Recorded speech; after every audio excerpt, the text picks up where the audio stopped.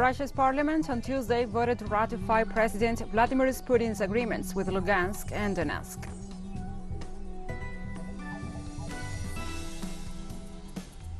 In Brazil, the death toll resulting from heavy rains and landslides in Petropolis rose to 181.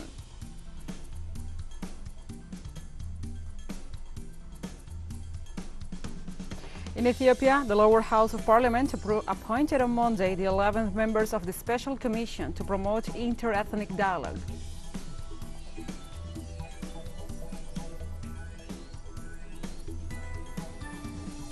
From the headquarters of Telesur English in Havana, Cuba, this is From the South. I'm your anchor, Gladys Quesada, and these are the news. Russia's parliament on Tuesday voted to ratify President Vladimir Putin's agreements with Lugansk and Donetsk. Under the agreements, Russia will be able to send troops, set up military bases, and jointly defend the territories of the Donetsk People's Republic and Lugansk People's Republic. Also known as Duma, the lower house of the parliament voted unanimously to approve the deals. The Federation Council, the country's upper house of parliament, then also ratified the deals, with all senators voting in favor. President Vladimir Putin recognized the Donetsk and Lugansk People's Republics as independent on Monday, despite repeated Western warnings that this will result in sanctions.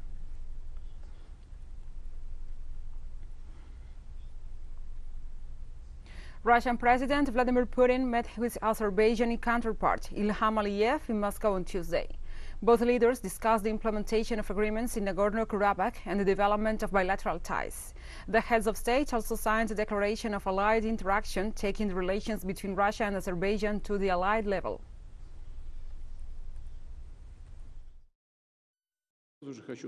I want to say right away, we already predicted the speculation that Russia plans to restore its empire within imperial borders. This is absolutely not true. After the collapse of the USSR, Russia recognized all the new geopolitical realities and, as you know, is actively working to strengthen our interaction with all countries and independent states that have emerged in the post-Soviet space. Meanwhile, on Tuesday, the parliaments of Donetsk and Lugansk ratified the treaties of friendship, cooperation and mutual assistance with Russia. The People's Councils of the two self-proclaimed republics voted unanimously in favor of a law ratifying treaties reached with Russia. The documents proposed on Monday include common defense against external aggression, joint protection of the Donbas Republic's borders, the right to use the other country's military infrastructure, among other issues. In addition, it stipulates that Russia will take measures to support the financial and banking systems of Donetsk and Lugansk.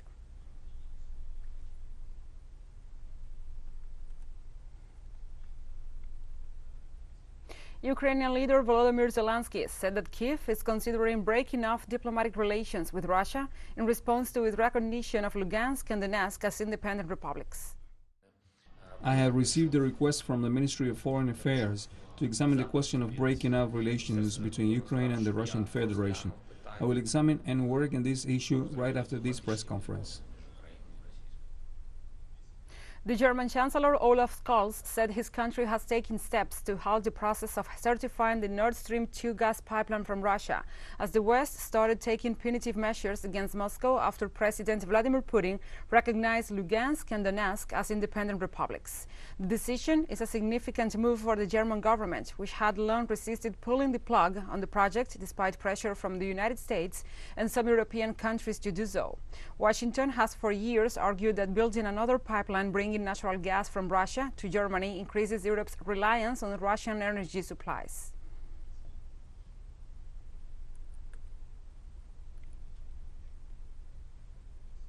On Monday, the United Nations Security Council held an emergency meeting addressing Ukraine conflict and the decisions taken by the Russian President Vladimir Putin. At the emergency summit, nations' representatives explained that it is necessary to find a peaceful solution without violation of the international law. Countries see as really worrying and delicate the conflict and advocated for a diplomatic and pacific solution. Vasily Nebenzia, the permanent representative of the Russian Federation to the United Nations, said that allowing a new bloodshed in the Donbas is something we do not intend to do. Also, Russia's ambassador told the Security Council it remains open to diplomacy and insisted Ukraine is still bound by the Minsk agreements. The internationally recognized borders of Ukraine have been and will remain unchangeable. regardless of any statements and actions by the Russian Federation. Meanwhile, the permanent representative of the Russian Federation to the United Nations, Vasily Nebenzia, said Moscow remains open to diplomacy, but will defend Donetsk and Lugansk from a new Ukrainian military action. We remain open to diplomacy for a diplomatic solution. However, allowing a new bloodbath in the Donbass is something we do not intend to do. Meanwhile, the United States ambassador to the United Nations, Linda Thomas-Greenfield, considered as nonsense that Russia called peacekeepers the troops that will intervene in the eastern Ukraine. He has since announced that he will place Russian troops in these regions. He calls them peacekeepers. This is nonsense. We know what they really are. On the other hand, China called to address the situation's complexity and urged all parties to resolve the matters by peaceful means. The current situation in Ukraine is a result of many complex factors. China always makes its own position according to the merits of the matter itself. We believe that all countries should solve international disputes by peaceful means, in line with the purposes and principles of the UN Charter. We'll take a short break now. Join us again after this.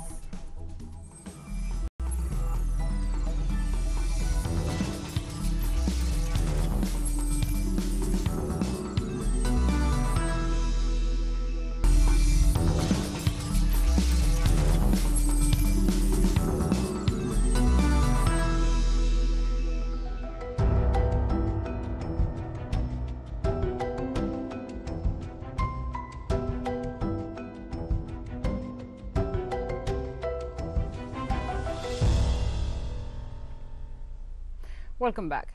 In the southeastern Brazilian city of Petropolis, the war and rescue work continues, and in the last few hours, more bodies have been recovered, bringing the death toll from the mudslides and downpour of last week to 181. The heavy rainstorm that devastated part of the city has also left nearly 200 people injured, while the search for dozens of missing people continues. The storm has left a large-scale trail of destruction since last Tuesday, making it the city's worst weather tragedy ever, according to the latest report from the city's police. In addition to the 181 fatalities, the civil police informs a provisional list accounts for 117 people missing. It is precisely the search for survivors under the rubble that is keeping the rescue teams busy. In the last few hours, the civil defense issued a report confirming 775 incidents were a direct consequence of the landslides.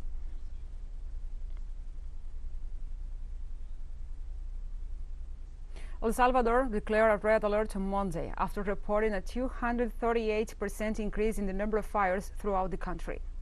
The state of alert was declared by the General Directorate of the Civil Protection of El Salvador, which indicated that between January 1st and February 20th, 2,958 hectares were affected in different parts of the country. In this sense, the Minister of Government and the head of the Civil Protection, Juan Carlos Videgain, called on Salvadorans to avoid agricultural burnings, the burning of sugar cane, since this can get out of control. The emergency declaration points out that the conditions of winds of up to 50 kilometers per hour and the existence of dry vegetation, which becomes fuel to spread the fire quickly, generate conditions that increase the danger of forest and agricultural fires.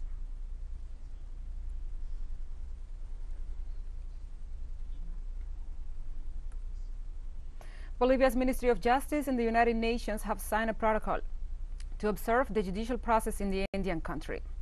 The Ministry of Justice and Institutional Transparency and the Office of the United Nations High Commissioner for Human Rights signed a protocol on Monday for the observation of all judicial processes in Bolivia. The protocol stipulates a series of regulations for the observation of procedural activities and enables the participation of human rights organizations in the monitoring.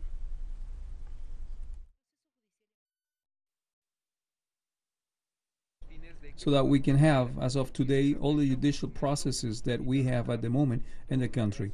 There are lawsuits in the country that are very important for the development of our democracy, so that we have the possibility in the country to be sure that due process and fundamental human rights are being respected. For his part, the representative of the Office of the United Nations High Commissioner for Human Rights, Antonio Menéndez de Subillaga, highlighted the signing of this protocol and the will of the Bolivian state to join the international standards. Again demonstrates the political will of the minister and the ministry for transparency and commitment to respect international standards. In Brazil, 5 prisoners died and 17 were wounded during a prison riot that took place in the Lemos Brito prison in Salvador, in Bahia state. The number was provided by the State Secretariat of Public Security of the Federal District after the situation was under control. According to government officials, the riot was the result of an escape attempt and a confrontation between inmates. However, prison guards hindered the escape after hearing gunshots in one of the blocks at the Mara Escura complex and prevented the inmates from leaving through the main door. Local police began an investigation about the weapons found inside the prison.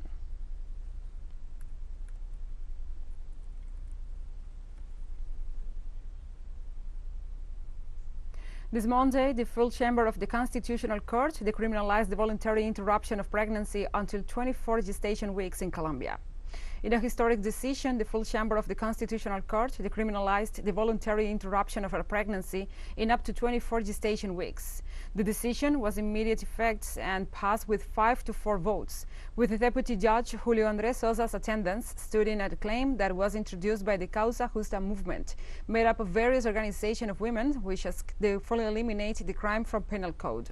The decision precises that under any circumstance it will be possible to demand a number of weeks when dealing with abortions in 3 legal grounds.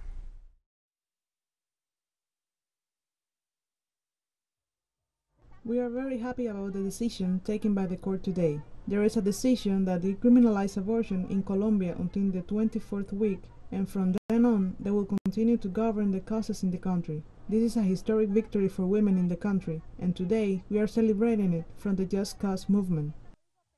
We are the first country in Latin America to decriminalize abortion and remove it from the penal code. We welcome this historic event because it is a recognition of women's rights. In Cuba, Foreign Minister Bruno Rodriguez Parrilla received the Secretary General of the Association of Caribbean States, the AAC, Rodolfo Sabonge, in the framework of his official visit to the Caribbean island. During a meeting in Havana, officials reviewed the current status of the association and exchanged views on the challenges of the wider Caribbean, which suffers the consequences of climate change and the COVID-19 pandemic. The Cuban Foreign Minister Bruno Rodriguez stressed the importance of the ACS, as a mechanism for consultation in the region, and thanked the organization for its historic support in rejecting the economic blockade imposed by the United States. For his part, the Secretary General of the ACS, Adolfo Sabonge, referred to Cuba's permanent commitment to the regional organization. It will be a promising year for us to have a summit event of heads of state and governments, and after the very difficult conditions generated by the pandemic of COVID-19, its economic impacts, we think it will be a year of recovery and hope. And we have more news coming up after a final short break, so stay with us.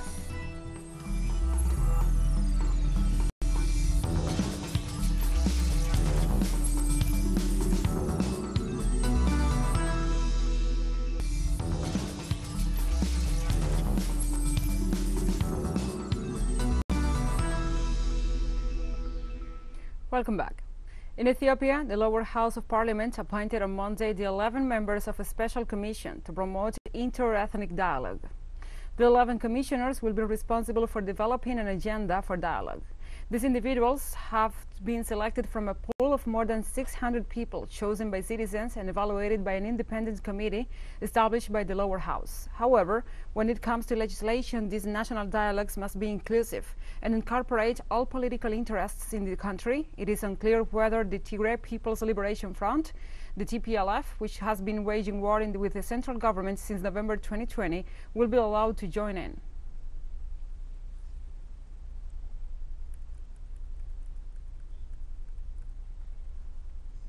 On Monday, an explosion near a gold mining site in southwestern Burkina Faso has killed 59 people and injured more than 100 others. The explosion was believed to have been caused by chemicals used to treat gold stock at the site. The provisional toll was provided by regional authorities following the blast in the village of Gomblora. The first blast happened at about 2 p.m., with more explosions following. Gold is the mainstay of Burkina Faso's economy, topping its list of exports. The country is the fastest growing gold producer in Africa, as well as its fifth largest. Small gold mines like Gomblora have grown in recent years, with some 800 across the country. The small-scale mines are also reportedly used by army groups linked to Al-Qaeda and ISIS, which have staged attacks in the country since 2016.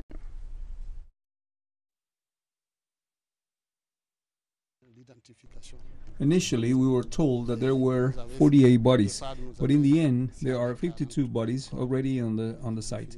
We were told that there are 2 bodies which were removed by their parents already, so plus the 2 bodies that make 54. There was also a death at the CSPS of Gomblora, so that makes 55 for the moment.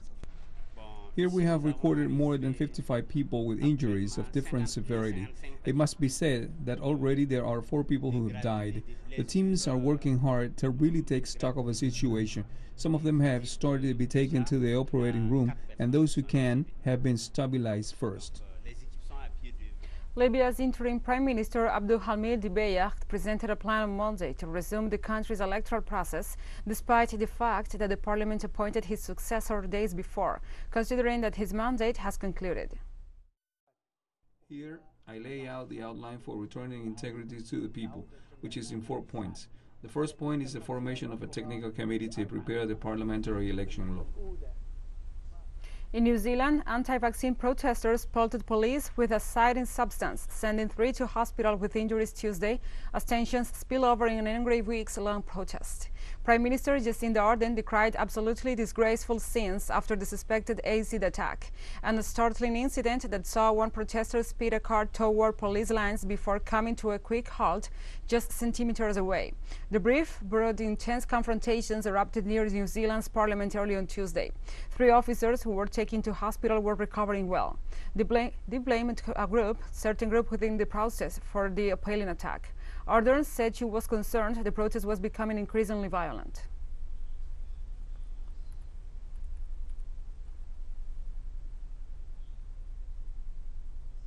British Prime Minister Boris Johnson announced at the House of Commons on Monday that the last remaining restrictions on coronavirus in England will be lifted from 24th February. In England, we will remove all remaining domestic restrictions in law. From this Thursday, it will no longer be law to self-isolate if you test positive, and so we will also end the provision of self-isolation support payments, although statutory sick pay can still be claimed for a further month. In this regard, Johnson said the country is moving from government restrictions to personal responsibility, and noted that COVID-19 rapid tests will no longer be free for the general population. Today is not the day we can declare victory over COVID, because this virus is not going away. But it is the day when all the efforts of the last 2 years finally enabled us to protect ourselves whilst restoring our liberties in full. And while battling the various outbreaks of COVID-19 active in the country, China is also continuing the vaccination process to achieve a solid immunization barrier against the virus. In the rest of Asia, several nations continue to suffer the onslaught of the Omicron variant, and the last few days, countries such as South Korea and Indonesia recorded record number of daily cases. Our correspondent, Ramsey Baraza, expands on this. While enforcing strict measures to contain the new Delta and Omicron variants of the new coronavirus, China is also maintaining a steady immunization pace, with an average of 5 to 6 million COVID-19 vaccines being administered in the country every day. The Asian giant, which has already applied more than 3 billion doses of vaccines against COVID-19 in its territory, is advancing at full speed towards the goal of vaccinating its entire population. According to official records, between 5 and 6 million doses vaccines are being administered every day. According to the National Health Commission, more than 1.2 billion people in the country have already received at least 2 jabs and completed the vaccination cycle. The entity also announced that it has already initiated a process of consecutive immunization of COVID-19, a method that consists of administering booster vaccines based on a different technology than those used in the initial inoculations, with the objective of reinforcing collective immunity against the disease. China, which today reported 144 new cases of COVID-19, 71 of them due to local infection, continues at the moment with strict epidemiological measures, especially in the regions of inland Mongolia and in the southeastern part of the country where the active focuses of the disease are located. On the other hand, after surpassing 100,000 infections in one day, South Korea reported over 95,000 cases on Monday.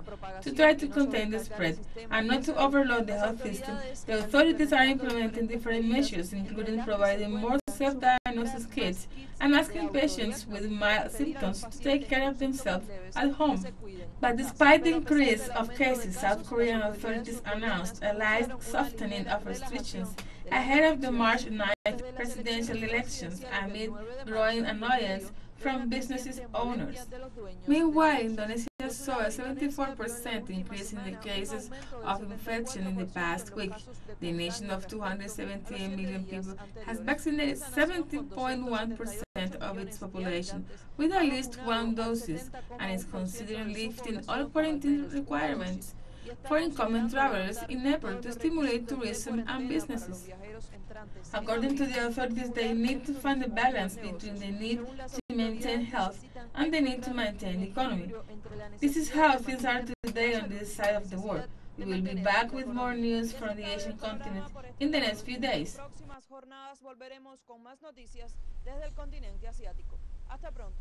Thank you, Ramsey, for this report, and we have come to the end of this news brief. But remember, you can find this and many other stories on our website at telesurenglish.net.